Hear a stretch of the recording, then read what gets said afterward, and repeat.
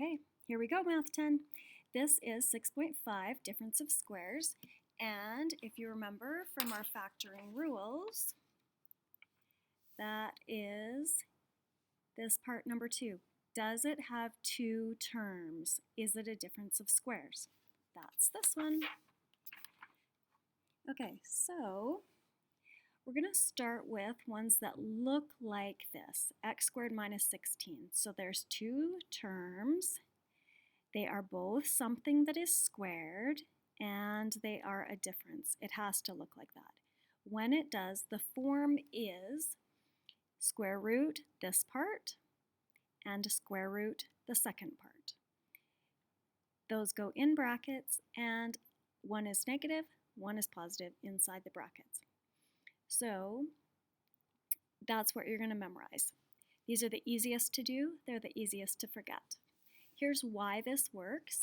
If we had x squared plus 0x minus 25, we've done these, but we've never had 0 in there. That's weird.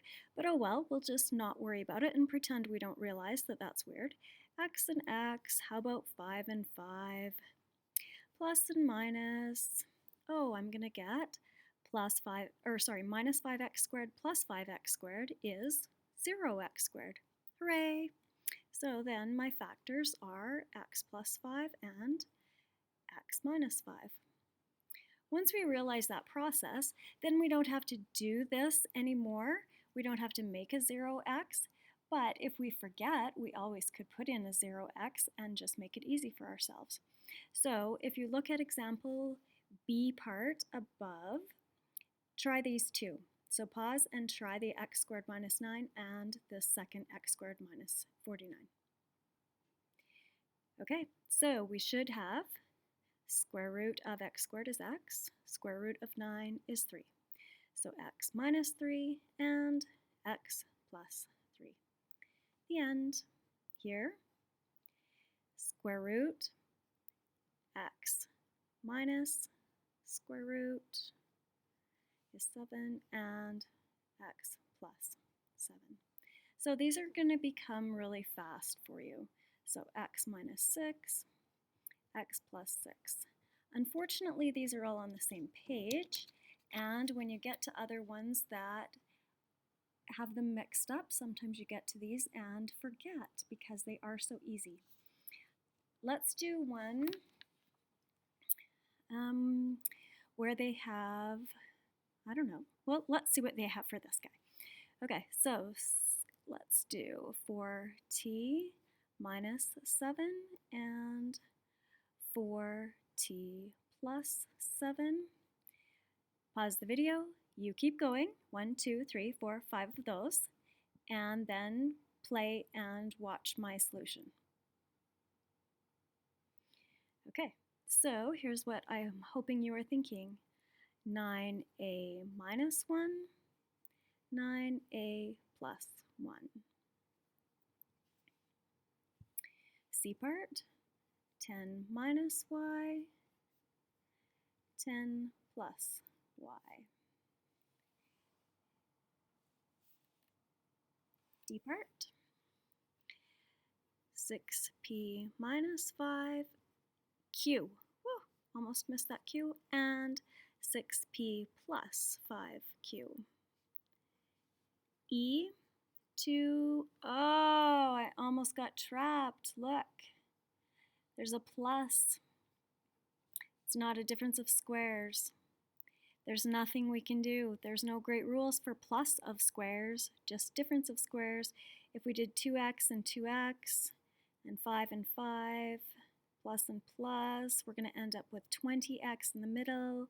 We could do minus and minus and end up with negative 20x. We could do 25 and 1, but it's not going to work out. So can't factor. And this one, 8 minus 3ab and 8 plus 3ab. Yay! So formula-wise, it's always going to look something like a squared minus b squared. And then your factors will be a minus b and a plus b.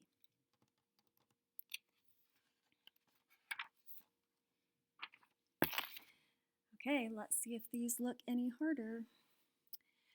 Factor the following polynomials by first removing the greatest common factor.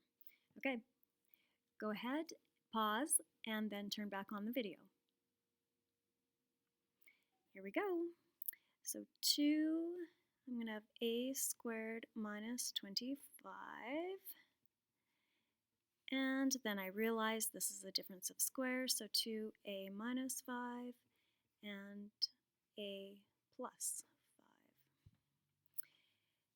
Here I can take out a 3, so let's factor out that 3x squared minus 4y squared, and 3, then x minus 2y, x plus 2y.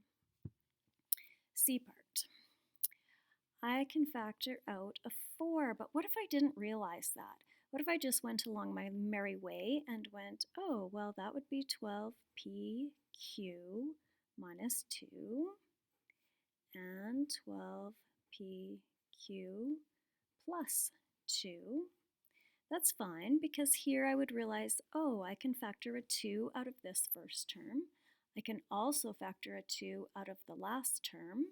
2 times 2 would be a 4 out front, and I'm dividing this by 2, so 6pq minus 1, and here I'm dividing by 2, 6pq plus 1.